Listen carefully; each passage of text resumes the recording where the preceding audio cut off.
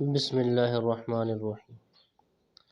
آج جو نام کے برج نکالے جاتے ہیں تو اس کی تفصیل بیان ہوگی۔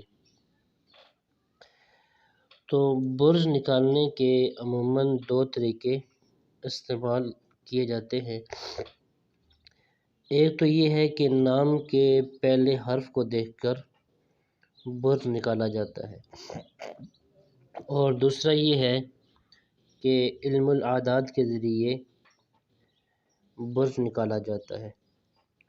تو آج کی اس نشست میں جو ایک طریقہ ہے علم الاعداد والا، اس کے ذریعے ہم برج نکالنے کا طریقہ بتلائیں گے، اور یہ انتہائی آسان طریقہ ہے۔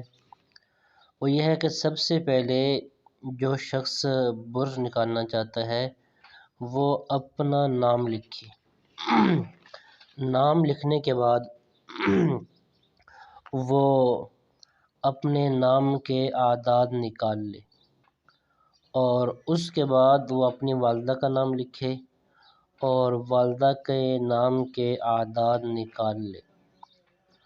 اب یہ دونوں ناموں کے اعداد جمع کر کے ان کو 12 کے اوپر تقسیم کر لے۔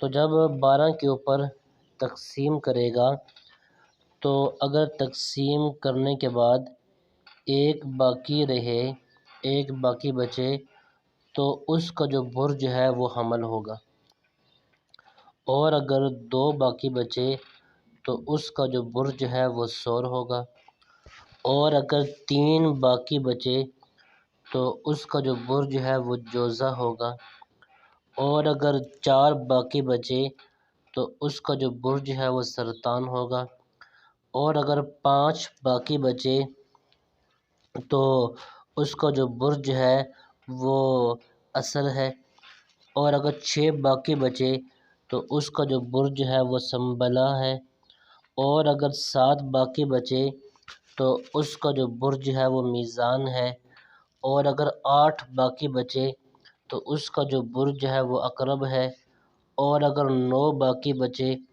9 باقی رہے تو اس کا جو برج ہے وہ قوس ہوگا، اور اگر 10 باقی بچے تو اس کا جو برج ہوگا وہ جدی ہوگا، اور اگر 11 باقی رہے تو اس کا برج دلو ہوگا، اور اگر 0 باقی رہے تو اس کا جو برج ہوگا وہ حوت ہوگا۔ اب مثال کے طور پر ہم برج نکالتے ہیں شکیل، اور اس کی والدہ کا نام ہے سلمیٰ۔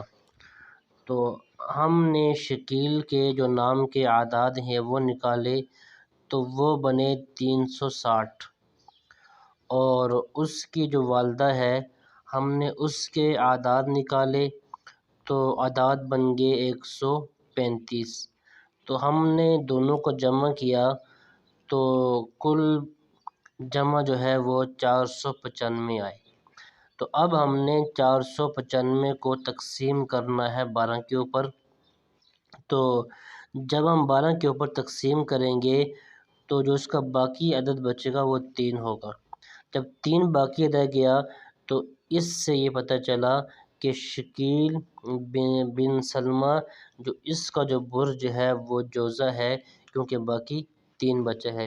تو اس طرح ہر بندہ اپنے نام کے اعداد، والدہ کے نام کے اعداد جمع کر کے 12 کے اوپر تقسیم کر لے، تو جو بھی جو ہے وہ باقی بچے گا، 2 بچے، 3 بچے، تو اس حساب سے اپنا وہ برج نکال لے۔